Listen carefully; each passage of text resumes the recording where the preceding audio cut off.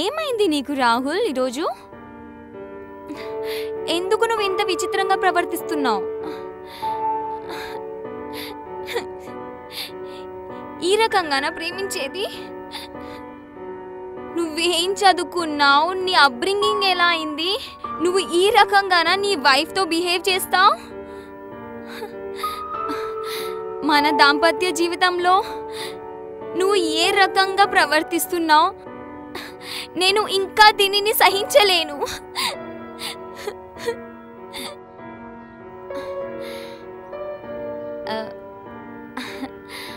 Actually నా ఇంకా Rahul relationship చాలా డిఫరెంట్గా ఉంది.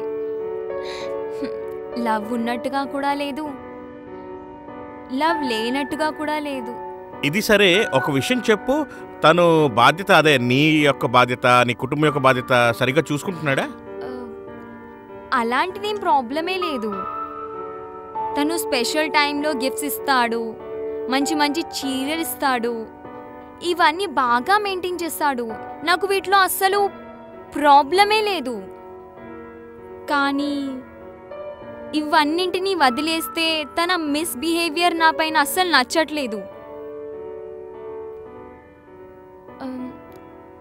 నాకేమనిపిస్తుందంటే, ఎవరైనా నా లైఫ్లో వచ్చి నన్ను బాగా చూసుకునేవాడు, నన్ను బాగా ప్రేమించేవాడు,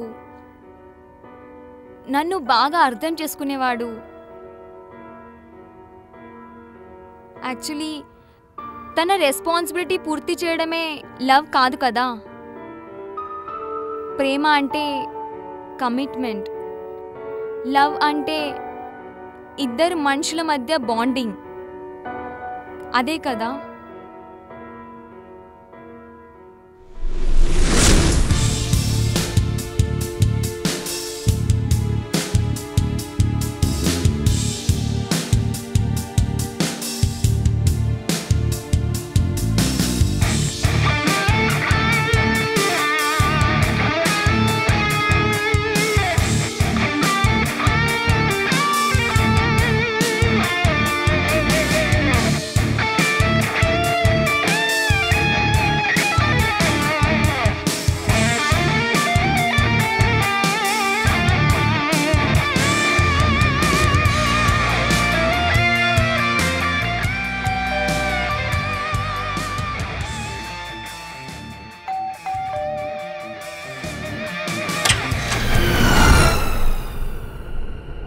గుడ్ ఆఫ్టర్నూన్ మేడం.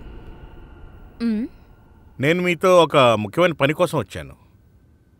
ఇదేమైనా అఫీషియల్ కాదు, పర్సనల్. అర్థం కాలేదు. నాకేం పర్సనల్ ఇష్యూ ఉంది మీతో? అసలు మీరెవరో నాకు తెలీదు కూడా. ఇంకా ఇంతకుముందు ఎప్పుడు చూసినట్టుగా కూడా అనిపించటం లేదు. నాకు తెలిసినంత వరకు మీ జ్ఞాపక శక్తి చాలా బాగుందని విన్నాను. మీరు ఒక్కసారి ఏదైనా చూసే దాన్ని జీవితాంతం గుర్తుంచుకుంటారని. నిజమే, కానీ మిమ్మల్ని చూసినట్టుగా నాకు గుర్తుకు లేదు.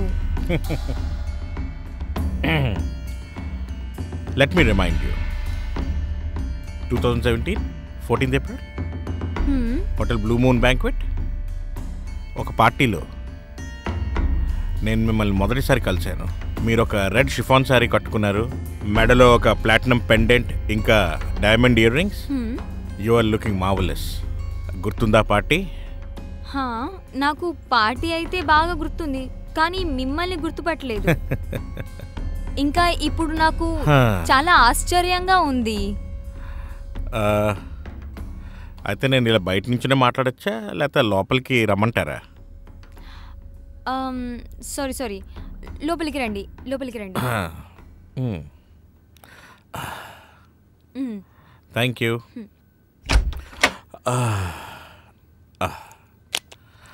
నా పేరు సోమ్ రాయ్. గత కొన్ని రోజులుగా నేను మిమ్మల్ని గమనిస్తూనే ఉన్నాను. మీరు ఎక్కడికి వెళ్తారు, మీ ఇష్టాలు ఏంటి, మీరు ఒంటరిగా ఇంట్లో ఉంటున్నారని, మీ భర్త ఎంతసేపు బయట ఉంటారో నాకంతా తెలుసు. మీరు చాలా డబ్బున్నవారు. కానీ మీ దాంపత్య జీవితం చాలా పూర్గా ఉంది కదా.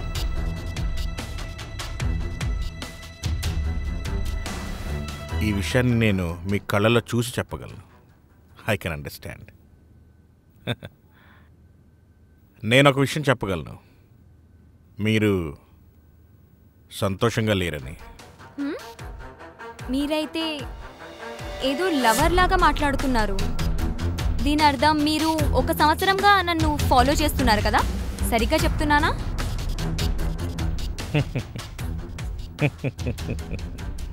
ఫాలో? యాక్చువల్లీ ఎవరినైతే నేను చాలా ఇష్టపడుతున్నానో, ఎవరితో అయితే నేను జీవితాన్ని గడపాలనుకుంటున్నానో, ఎవరి కళ్ళలో అయితే చూస్తూ ఉండిపోవాలని అనుకున్నానో ఆ వ్యక్తి గురించి ఈ మాత్రం ఇన్ఫర్మేషన్ అవసరమే కదా. మీరేం నాన్సెన్స్ మాట్లాడుతున్నారు? మీకు తెలుసా నేను మీతో ఏం చేయగలనని? నాకు తెలుసు మీరేం చేయగలరు. మహా అయితే మీరు మీ ఫ్లాట్ సెక్యూరిటీ గార్డ్ని పిలిచి నన్ను బయటికి గెట్టేస్తారు, లేదా ఇక్కడ చుట్టుపక్కల జనాల్ని పిలుస్తారు, ఇంకేదైనా కూడా చేయొచ్చు. మా అయితే పోలీసులు కూడా పిలవచ్చు, మొలిస్టేషన్ కేసు కూడా పెట్టచ్చు.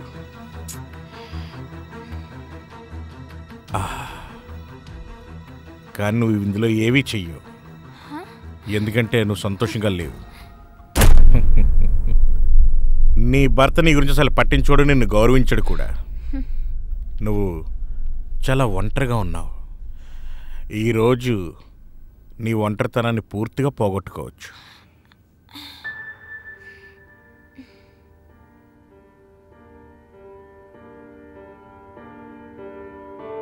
చూడండి, మీరు మీ లిమిట్స్ క్రాస్ చేస్తున్నారు. నీ వంటి అందమైన ఆడదాన్ని పొందాలంటే ఈ మాత్రం లిమిట్స్ క్రాస్ చెయ్యాలి కదా మేడం. మీ లోపల దాగి ఉన్న నొప్పిని బయటికి తీయండి.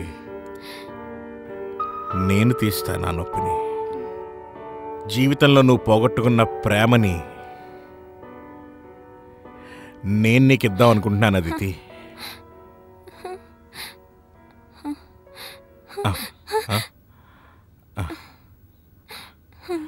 నేను నిన్ను మొదటిసారి చూసినప్పుడు ఆ రోజు నుంచి ఈ రోజు వరకు నేను సంపాదించిన మొత్తంలో పెద్ద మొత్తం నీకే ఇచ్చేస్తాను.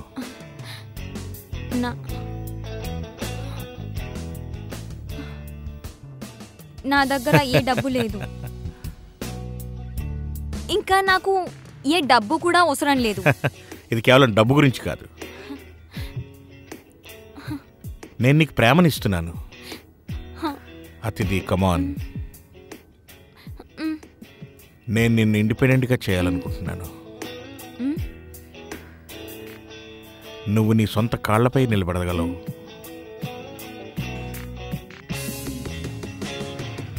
నీకు ఆ హక్కు కూడా ఉంది, నీ జీవితాన్ని నీ నచ్చినట్టు గడుపుకోవడానికి. అవునా అతిథి?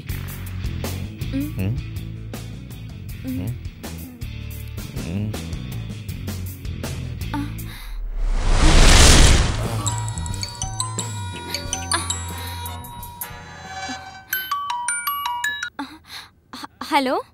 హలో, చెప్పండి. నేనే మాట్లాడుతున్నాను. ఎవరైనా వచ్చారా మన ఇంటికి? నేను ఒకరిని పంపించాను. ఎవరైనా అంటే?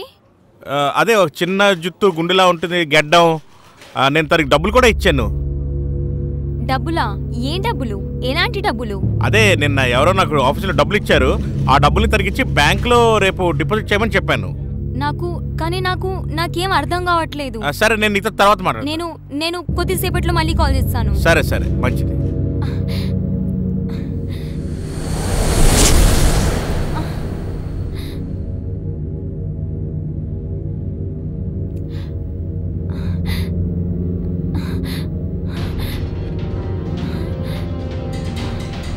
నిన్ను మొదటిసారి చూసినప్పటి నుంచి ఈరోజు వరకు ఇప్పటిదాకా నేను సంపాదించిన దాంట్లో పెద్ద మొత్తం నీకే ఇద్దామనుకుంటున్నాను. నేను నీకు ప్రేమతో ఇస్తున్నాను, టు మై అతిథి, నీకు స్వతంత్రంగా బ్రతికే హక్కు ఉంది.